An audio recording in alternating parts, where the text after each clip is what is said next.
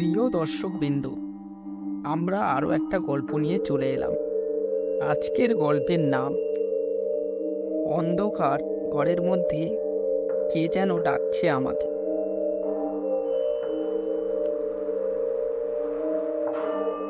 আমি একটা প্রাইভেট কোম্পানিতে কাজ করি।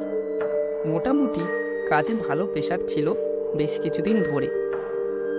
তো এখন একটু ফ্রি হয়েছে, তো ভাবলাম দুদিন কোথাও থেকে ঘুরে আসি একটু ছুটি নিয়ে। তো আমার পছন্দের জায়গা ছিল সমুদ্র, তাই ভাবলাম যে সমুদ্র থেকে একটু ঘুরে আসি।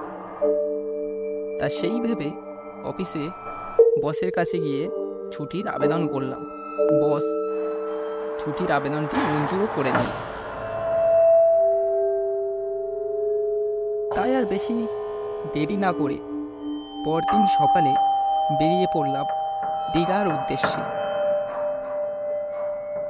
তারপর ট্রেন ধরে দীঘাতে চলে গেলাম। প্রথমে দীঘাতে গিয়ে কিছু খেয়ে নিলাম, তারপরে হোটেল খুঁজতে লাগলাম।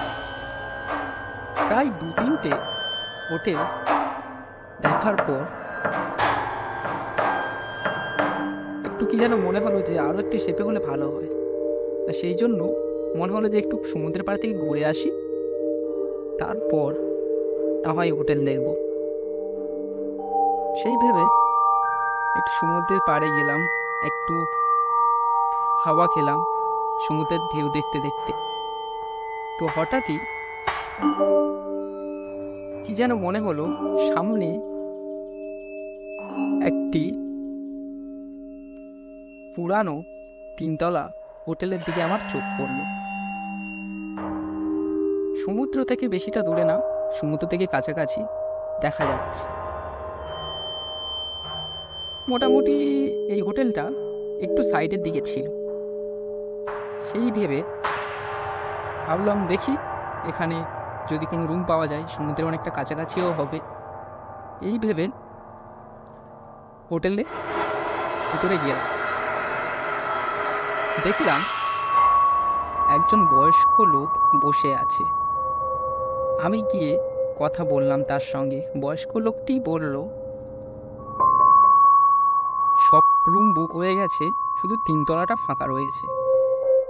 আমি আর কিছু না ভেবে রুমটি নিয়ে নিলাম। অনেক কমেতেও রুমটা হয়ে গেল। তো দুপুর বেলাতে অনেক টায়ার্ড ছিলাম, রুমের মধ্যে গিয়ে দুপুরবেলা একটু ঘুমিয়ে নিলাম। আবার বিকালে সমুদ্রের পাড়ে ঘুরতে গেলাম। প্রায় 7টা-8টা পর্যন্ত সমুদ্রের পাড়, একটু মার্কেটিং, একটু ঘোরাঘুরি করলাম। করার পর হোটেলের মধ্যে আসতে 7টা বেজে গেল।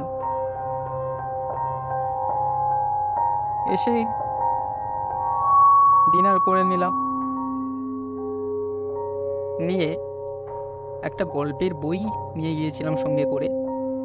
সেই গল্পের বই পড়তে পড়তে ঘুমিয়ে পড়লাম।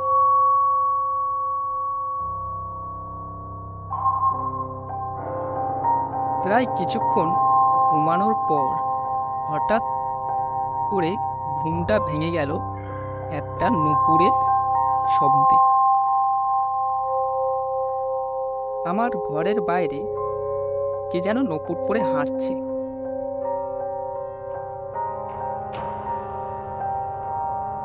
কিছুক্ষণ পর আবার নূপুরের আওয়াজটা থেমে গেল। ভাবলাম হয়তো মনের ভুল, কিন্তু না, আবারও সেই একই আওয়াজ হচ্ছে, নূপুরের ঝমঝম ঝমঝম শব্দ। ক্রমশ নূপুরের শব্দটা যেন আমার আরও কাছে আসতে লাগলো। আমার ঘরের দিকে কে যেন হেঁটে হেঁটে আমার ঘরের দিকে আসছে। কিছুক্ষণ পর আমার দরজা কে যেন বাইরে থেকে ধাক্কা দিতে শুরু করলো। দরজা আমাকে তো এবার খুলতে হবে। প্রচুর জোরে আওয়াজ হচ্ছে দরজা বাইরে থেকে। আমার ক্রমশ ভয় হতে লাগলো। তারপর ক্রমশ আস্তে আস্তে দরজাটা খুললাম। দেখলাম বাইরে কেউ নেই। ওই ভেবে আবার দরজাটা বন্ধ করে দিলাম, দিয়ে আবার বিছানাতে গিয়ে বসলাম। আবার দেখি দরজা ধাক্কানোর আওয়াজ। বেশ কিছুক্ষণ পর আবার গিয়ে দরজা খুললাম। দেখলাম কেউ নেই, কিন্তু কিছুটা দূরে চোখ যেতেই যা দেখলাম, একটা ছায়া ক্রমশ কোণে একটা ঘর ছিল, সেই ঘরের দিকে এগিয়ে যাচ্ছে এবং একটা অদ্ভুত শক্তি আমাকেও টেনে নিয়ে যাচ্ছে যার পিছন পিছন। আমিও পিছন পিছন তার যাচ্ছি। ঘরটির কাছে গিয়ে ছায়াটি মিলিয়ে গেল। আমিও তার পিছন পিছন গিয়ে ঘরটা কাছাকাছি গিয়ে দাঁড়ালাম। দেখলাম ঘরটা অনেক পুরানো। পাশে একটা জানলা পাল্লা খসে পড়ছে।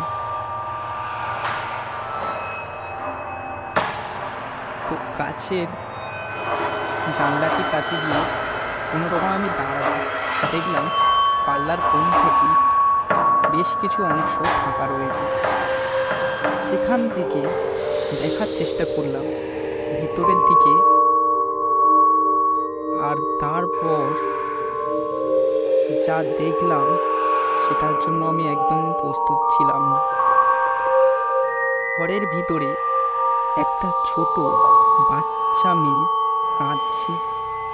অন্ধকারের মধ্যে আমি সেই দৃশ্য দেখে আমার শরীর শিউরে উঠল, কারণ আমি ছাড়া ওই তিনতলাতে আর কেউই ছিল না।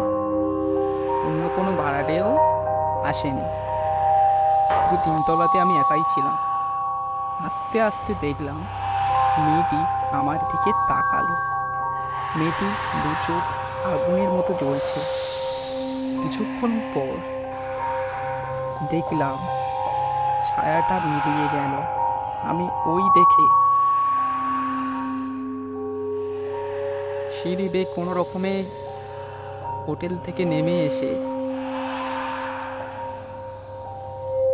কোনো রকমে বাইরে গেলাম।